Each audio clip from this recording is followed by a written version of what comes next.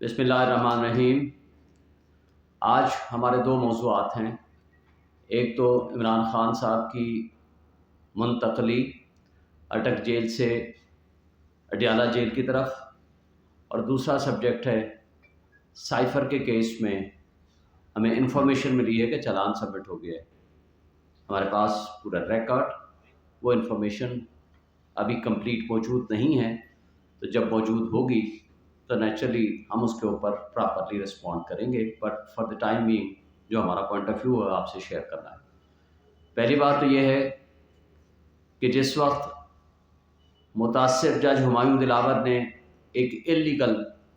ان constitutional, ان lawful اور یک طرفہ فیصلہ سنایا جس میں ہمارا حق دفاع بھی ختم کر دیا گیا تھا، ہمارے گواہان بھی نہیں آنے دیے گئے تھے، یہ پاکستان کی تاریخ کا واحد کیس ہے کہ جس میں ملزم بھی نہیں، اس کا وکیل بھی ان کے بقول موجود نہیں، حالانکہ وہاں موجود تھے، اس کے باوجود ایک لکھا لکھایا فیصلہ ان تک پہنچا اور انہوں نے اناؤنس کر دیا۔ ابھی فیصلے پہ دستخط نہیں ہوئے، وارنٹ آف ارسٹ پہ ایگزیکیوٹ نہیں ہوا، وہ جاری نہیں ہوا، اس پہ دستخط نہیں ہوئے، اور لاہور پولیس پہلے پہنچ گئی وہاں گرفتار کرنے۔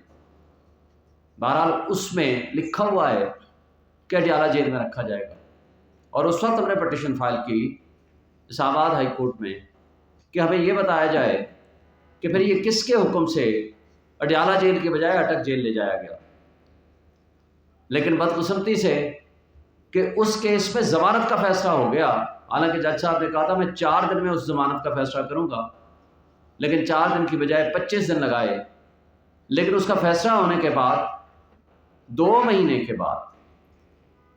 یہ فیصلہ کیا کہ اٹک جیل سے منتقل کر دیا جائے اڈیالہ جیل۔ اس دوران ایک اور متاثر جج ابو الحسنات ذوالقرنین، جس نے انڈیٹڈ ایک روکار بھجوا دی، اور جس میں نہ تو وکلاء موجود تھے، نہ ملزم موجود تھا،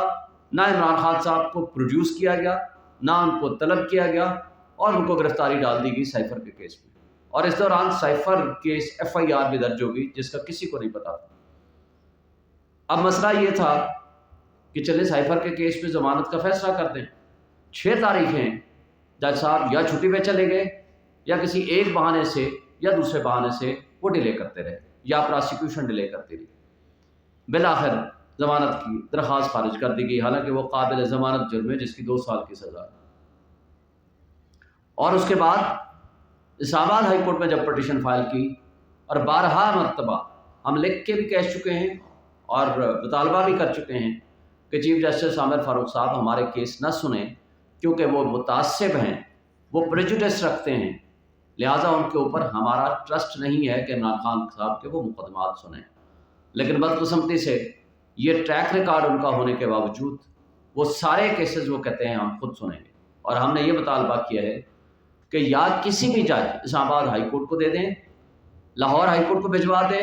پشاور ہائی کورٹ کو دے دیں، اور سپریم کورٹ میں بھی ہم پٹیشن فائل کر چکے ہیں، لیکن جسٹس عامر فاروق صاحب سوائے اپنے پاس مقدمے رکھنے اور کمپرومائزز کرنے کے علاوہ کوئی ہماری پٹیشن کو انٹرٹین نہیں کرتے پراپرلی، جو ہمارا بنیادی حق ہے۔ اب ہم آتے ہیں کہ جو اس وقت ٹرانسفر کرایا، بجائے سائفر کیس میں وہ فیصلہ کرتے، پہلے کہا گیا کہ جناب میں یہ فیصلہ کروں گا کہ ان کیمرہ ٹرائل ہونا چاہیے یا اوپن ٹرائل ہونا چاہیے، لیکن ضمانت کا کیس تھا، اور ہم نے کہا کہ ضمانت کا کیس ٹاپ موسٹ پریورٹی ہوتا ہے، آپ اس پہ فیصلہ کر دیں۔ وہ فیصلہ کرنے کی بجائے ہم نے ریزرو کر دیا، اور اگلے دن فیصلہ آیا کہ جناب یہ تو ابھی پراسیکیوشن نے لکھ کے ہی نہیں دیا کہ اس کو ان کیمرہ ٹرائل کیا جائے۔ اب ٹرائل کا فیصلہ تو ٹرائل کی سٹیج پہ ہوگا، ضمانت کا فیصلہ آپ بے شک کسی کی موجودگی میں نہیں، وہ کلا کی موجودگی میں کر دیں، آپ فیصلہ تو کریں، لیکن اس کو انڈیفینٹ پیریڈ کے لیے تاریخ دے دی گئی، یعنی ضمانت کے کیس کا فیصلہ پینڈنگ کر دیا گیا، اور اس کا ٹرائل کی بات ہونے یا نہ ہونے کا فیصلہ بعد میں کیا جائے۔ بہرحال یہ ایک الگ قسم کی بدقسمتی ہے، لیکن پہلا جو چیپ ہمارا ہے کہ جو خان صاحب کو ٹرانسفر کیا گیا، انہوں نے کہہ دیا کہ جی ان کو ٹرانسفر کرتے ہیں، اور فیسلٹیز جو اویلیبل انڈر دی لاء ہیں وہ دے دیں۔ لیکن بدقسمتی سے یہ سارا ڈرامہ رچایا جا رہا ہے کہ جناب پورے میڈیا میں کہا جاتا ہے کہ جناب B کلاس دے دی گئی، اور تمام وہ فیسلٹیز جس کے prime minister under the rules and law حقدار ہیں وہ دے دی گئی۔ جو کہ جھوٹ پہ مبنی ہے، ایسا بالکل نہیں ہے۔ ایک چھوٹے سے سیل میں ان کو رکھا گیا ہے کہ جو تھوڑی بہت واک کرنے کی ایک گنجائش یا ایک فیسلٹی اٹک جیل میں موجود تھی، وہ یہاں محدود کر دی گئی۔ پھر یہاں ہمیں خطرہ ہے کہ خان صاحب کے اوپر قاتلانہ حملے آلریڈی ہو چکے ہیں، اور جس کی کڑیاں پی ڈی ایم کی جماعتوں کی طرف جاتی ہیں اور طاقتور طبقوں کی طرف جاتی ہیں، کہ جہاں جو کچھ ہوتا رہا، خان صاحب کی ایف آئی آر نہیں کاٹی گئی تھی، آج ہمیں شدید خطرہ ہے ان کی لائف کو، ان کی زندگی کو۔ اسی طرح جس طرح آپ نے ماضی قریب میں دیکھا عمران ریاض کو اٹھایا گیا، آج وہ واپس آ گئے ہیں، لیکن وہ فزیکل اینڈ مینٹل جس حالت میں ہیں وہ سب آپ کے سامنے ہیں۔ اس لیے نہ تو کھانوں کا کوئی چیک ہو رہا ہے کہ کس طرح کے کھانے ان کو دیے جا رہے ہیں، کہیں خدا نہ خواستہ ان کے ساتھ کسی قسم کا بھی مسہیپ ہو سکتا ہے، اس طرح کی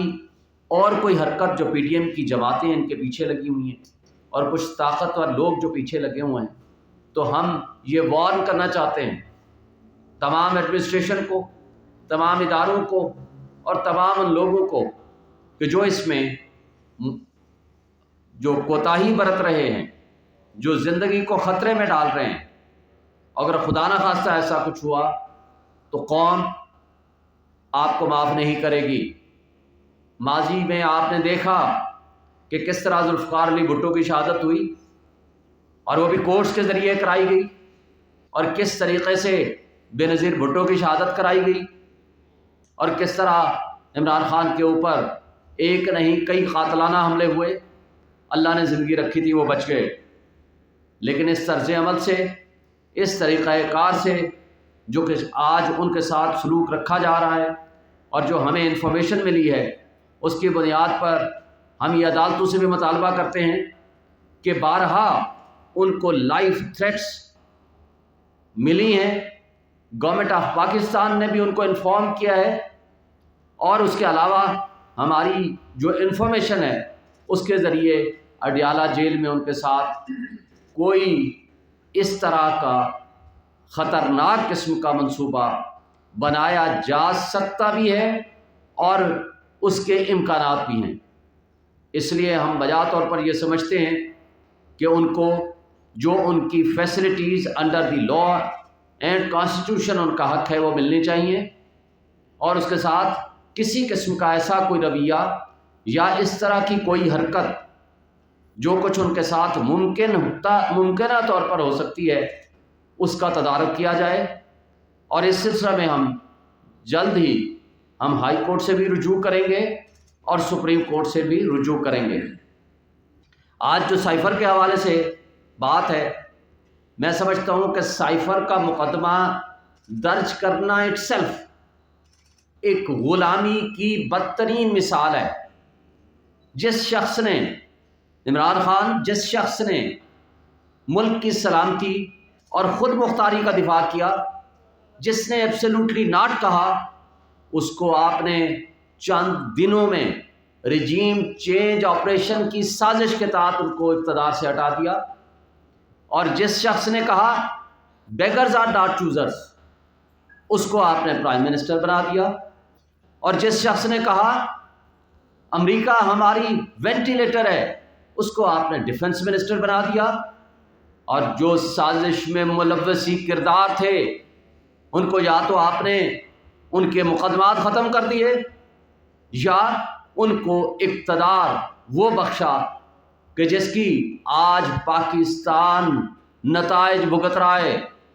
کل عید میلاد النبی کے موقع پر جو بربریت ہوئی، جو ہمارے انسانی جانوں کا نقصان ہوا، ہمیں اس پہ بہت افسوس ہے، مگر میں پوچھتا ہوں اپنے ان طاقتور ریاستی اداروں سے، اپنی ان انٹیلیجنس ایجنسیز سے، اپنے ان اداروں سے جن کی اور حکومتوں سے جن کی یہ ذمہ داری ہے کہ وہ دہشت گردی کو ختم کریں، جن کی یہ ذمہ داری ہے کہ وہ پراپر انٹیلیجنس بیسڈ آپریشنز کریں، لیکن ان کو بدقسمتی سے تمام اداروں کو، تمام ایجنسیز کو، پولیس کو ایک کام پہ لگا دیا گیا کہ کسی طریقے سے عمران اور پی ٹی آئی کو کرش کیا جائے، لیکن پی ٹی آئی کی مقبولیت تو نہ ختم کر سکے، لیکن بدقسمتی سے ملک کو ایک بدامنی، ایک جرائم کی آماجگاہ بنا دیا۔ آج جس طرح کی دہشت گردی کا سامنا ہمیں ہے، اس کو ہم مکمل طور پر ماضی قریب میں ختم کر چکے تھے، اور اسی طرح آج جو 25 کروڑ عوام بھوک، مہنگائی، بے روزگاری اور غربت کی لکیر کے نیچے چلی گئی ہے، وہ خودکشیاں کرنے پہ مجبور ہو گئی ہے، اور یہ سارا فراڈ اور ڈرامہ صرف ایک شخص کی دشمنی میں رچایا گیا۔ یہ ایڈونچر مس ایڈونچر ہو گیا، اور آج بھی ہمارے وہ لوگ اپنی پالیسیوں پہ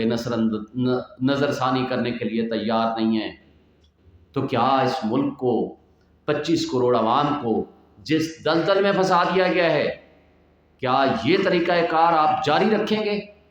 کیا عمران خان کے بغیر کاکڑ صاحب کہتے ہیں کہ الیکشن ٹھیک ہوگا،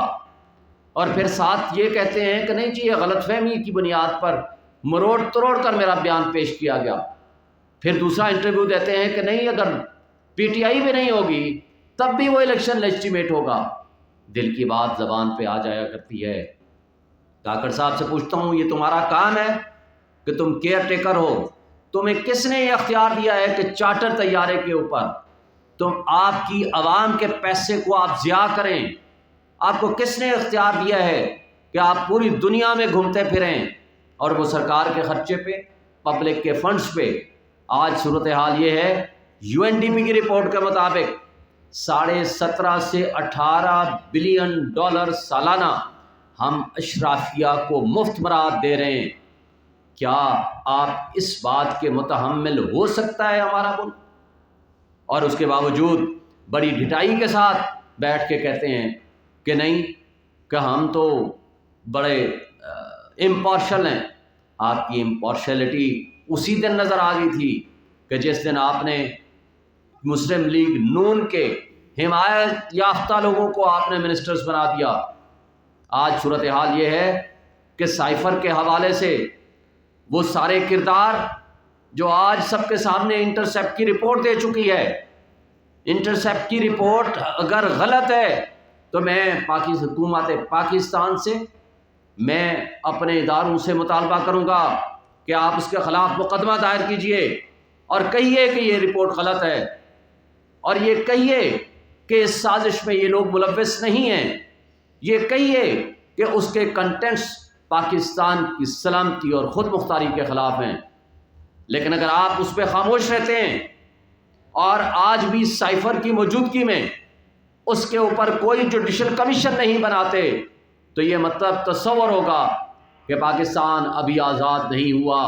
اس کو حقیقی آزادی کی آج بھی ضرورت ہے۔ اگر ہم نے غلامی میں رہنا تھا تو 1947 میں ہم نے ملک کیوں آزاد کرایا؟ عمران خان نے تھرو آؤٹ یہ مطالبہ کیا کہ اس کے اوپر جوڈیشل کمیشن بنایا جائے، سپریم کورٹ کے ججز کی سربراہی میں بنایا جائے، جس کے لیے پچھلے جج جسٹس عمر بندیال صاحب کو ہم نے لکھا تھا، اور آج ہم موجودہ چیف جسٹس قاضی فائز صاحب سے یہ مطالبہ کرتے ہیں کہ اس کے اوپر، سائفر کے اوپر ایک ہائی پاورڈ جوڈیشل کمیشن بنایا جائے اور اس کے اوپر فائنڈنگز دی جائیں کہ اس کے اندر کون کون کردار ملوث ہیں، کون کون رجیم چینج آپریشن کے کردار ہیں، اور کس طریقے سے اس ملک کو نہ صرف غلامی کی دلدل میں دھکیل دیا بلکہ 25 کروڑ عوام کی قسمت کو ایک تباہی کے گڑھے میں پھینک دیا گیا۔ تو یہ آخر وہ کردار اگر سامنے نہیں آئیں گے تو بڑے افسوس کی بات ہو گئی۔ عمران خان نے جنرل ریٹائرڈ طارق کی سربراہی میں کمیشن بنایا جو کہ معذرت کر کے پیچھے ہٹ گئے، پھر ان کا اقتدار ختم کر دیا گیا، لیکن اس کے بعد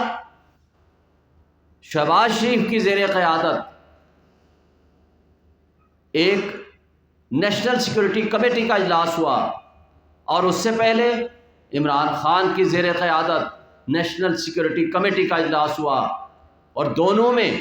یہ مطالبہ کیا گیا کہ یو ایس اے کے ایمبیسڈر کو ڈیمارش کیا جائے، کیونکہ انہوں نے انٹرونشن کی ہے، انہوں نے مداخلت کی ہے، ہماری ملک کی سلامتی اور خود مختاری کے اندر مداخلت کی ہے۔ اگر وہ مداخلت غلط تھی تو پھر سائفر تو اس کا مطلب ہے کنٹینٹس درست ہیں۔ پھر اسد مجید کو طلب کیا گیا جو کہ ایمبیسڈر تھے یو ایس اے کے، اور اس نے آ کر اپنے ان کنٹینٹس آف سائفر کو درست قرار دیا۔ پھر شہباز شریف نے فلور آف دی ہاؤس پہ کھڑے ہو کر کہا تھا کہ اس پہ دھمکی آمیز گفتگو تھی۔ وہ دھمکی آمیز گفتگو کیا تھی وہ تو انٹرسیپٹ کلیئر کر چکا ہے، اور پھر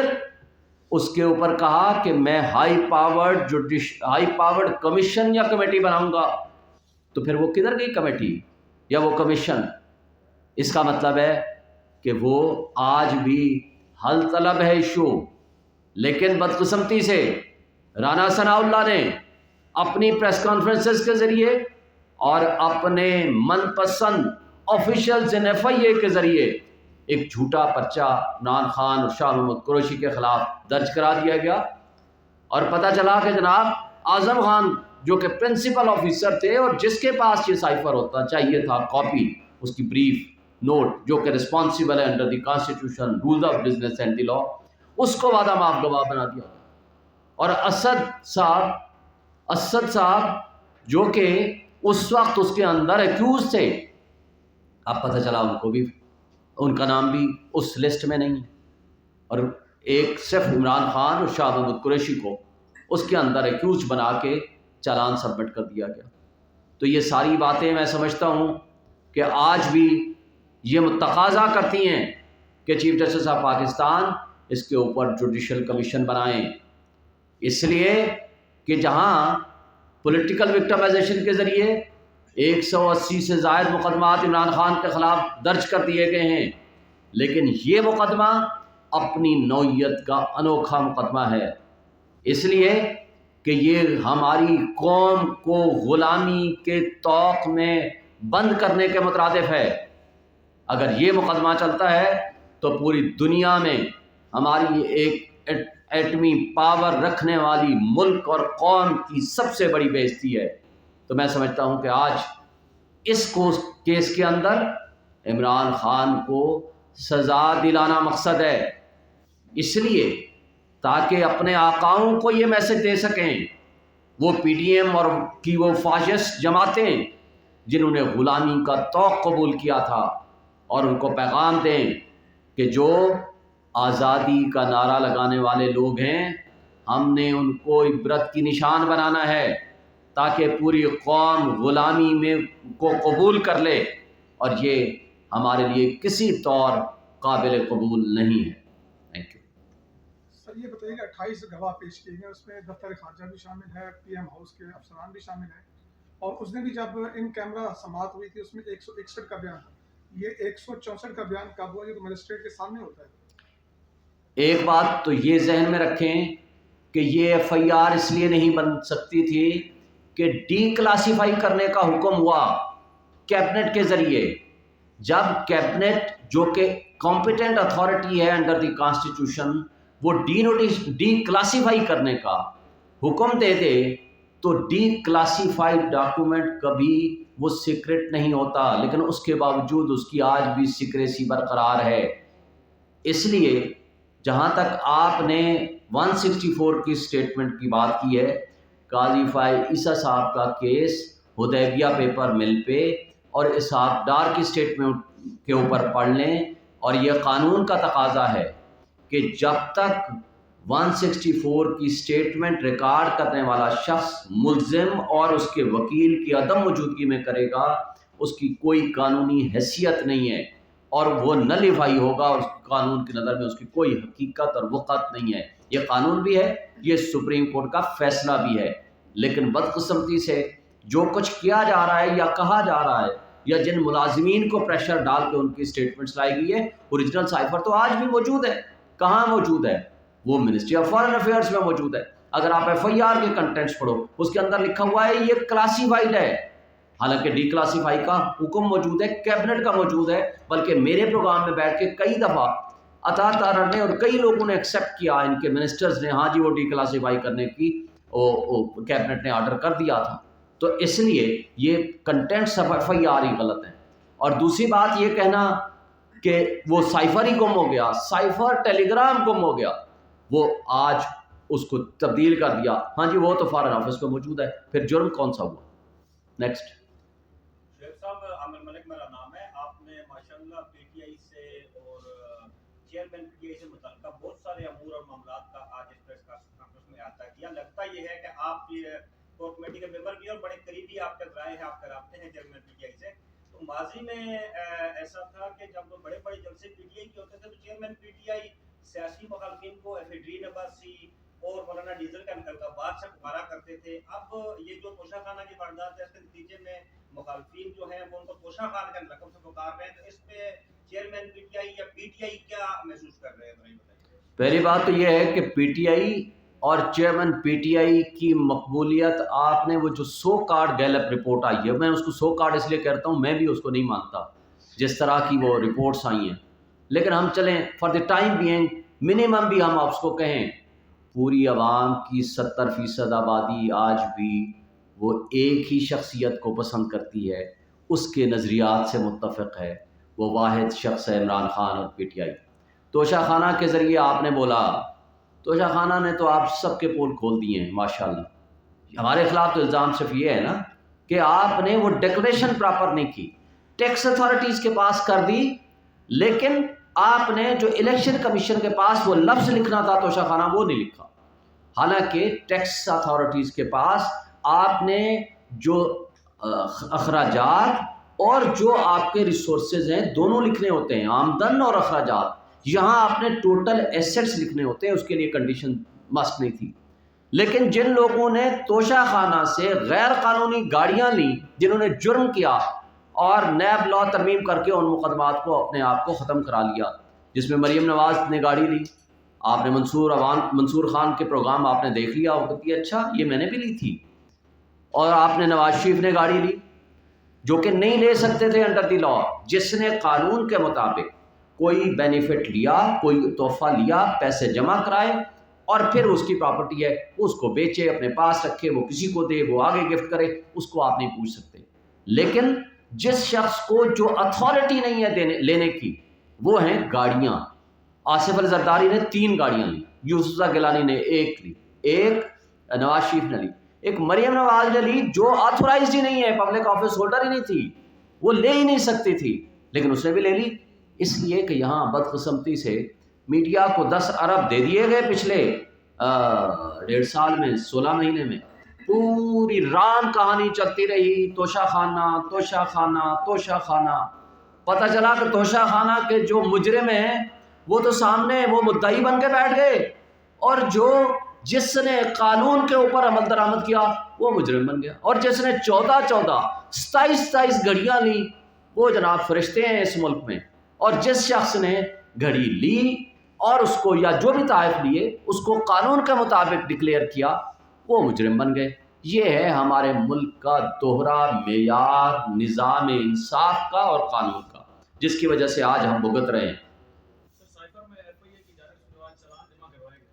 ان میں اسد عمر کا کہیں نام شامل نہیں ہے، کیا سمجھتے ہیں اسد عمر کو کلین چٹ کس وجہ سے ملی کہ وہ یہاں پر بیٹھ کر پریس کانفرنس کرنے لے گئے؟ ساتھ میں ایک اور چیز بیان کر لیں کہ ایڈوکیٹ شیر افضل کا اس وقت پی ٹی آئی میں کیا رول ہے؟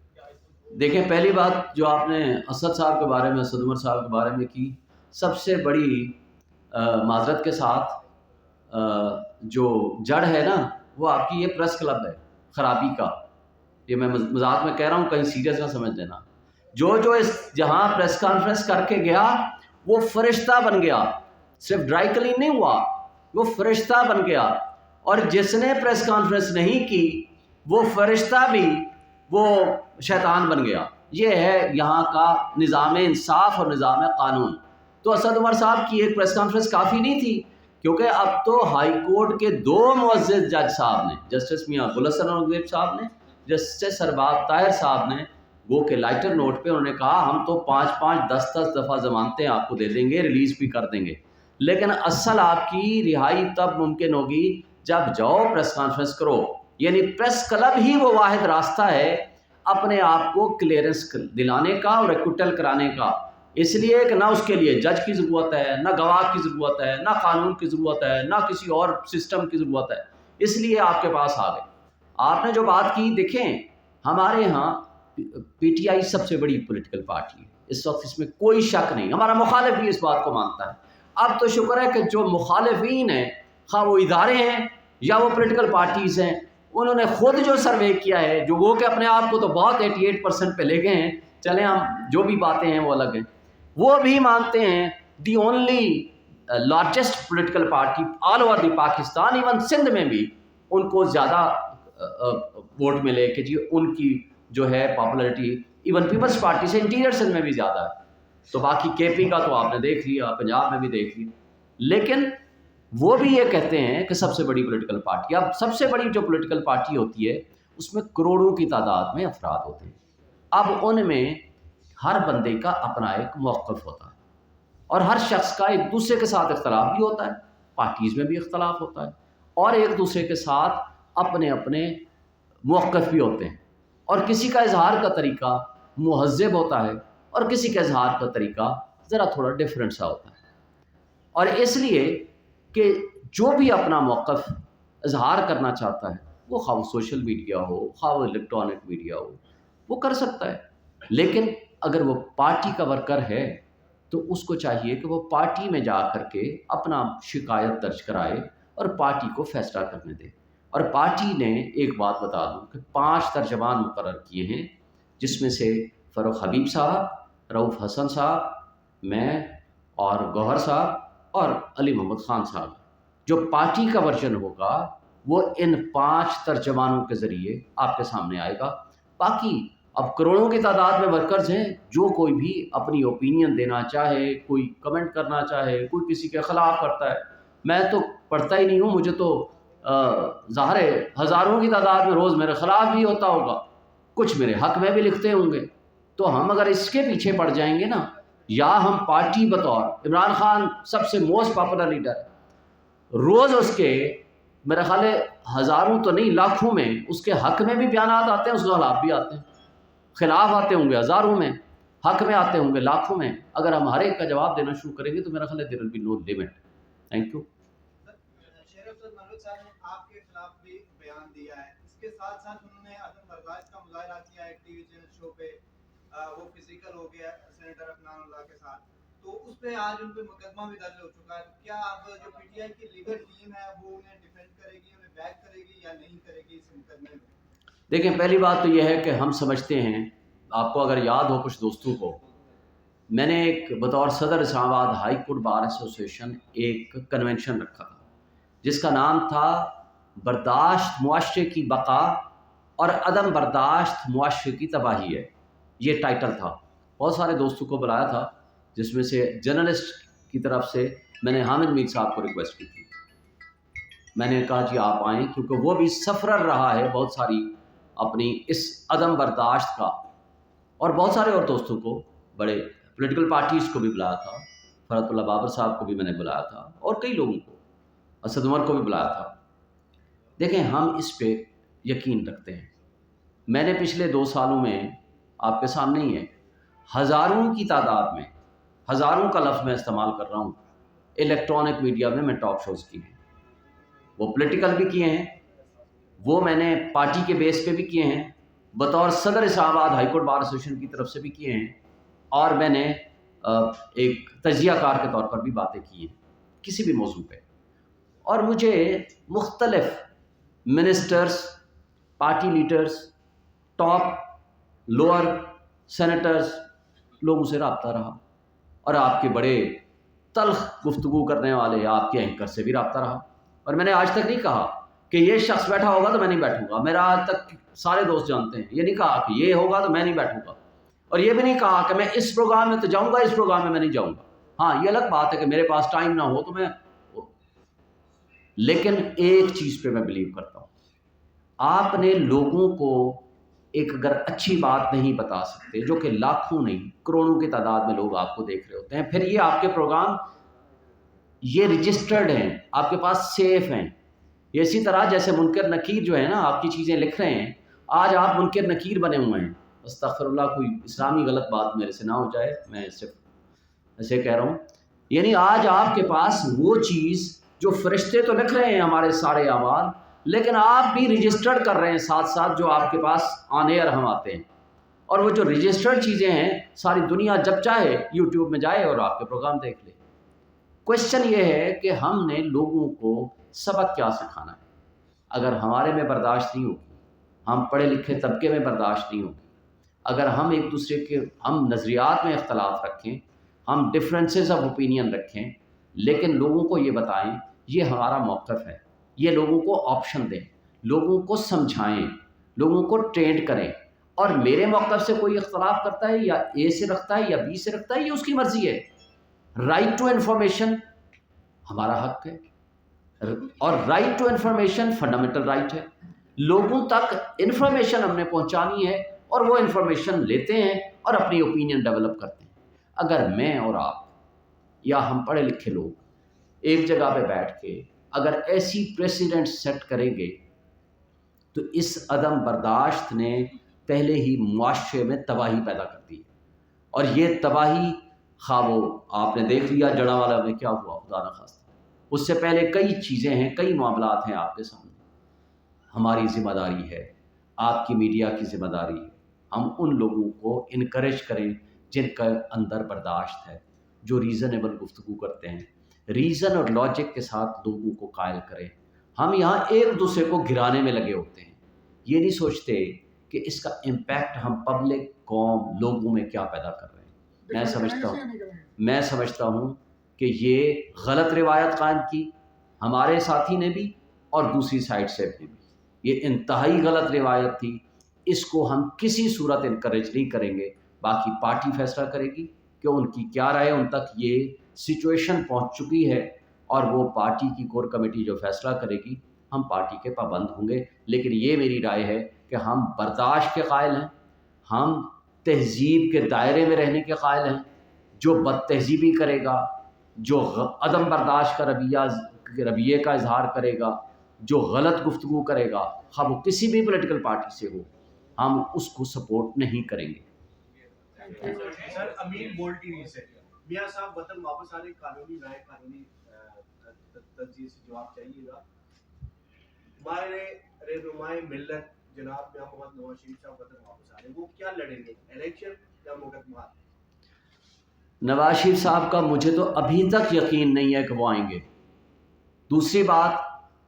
ان کے پچھلے 1 مہینے 15 دن کے اندر اندر مختلف بیانیے آپ نے دیکھ لیے.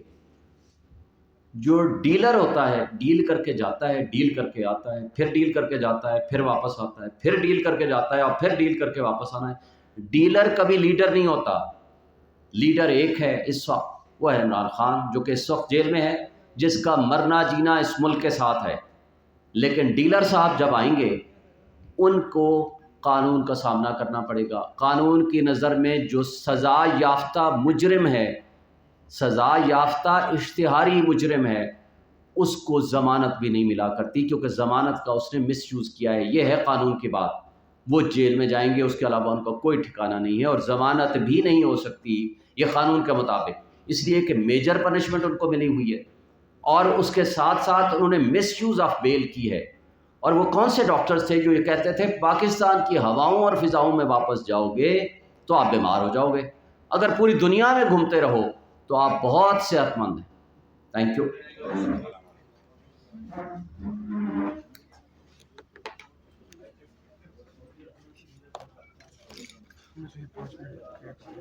یاد دے دیا نا،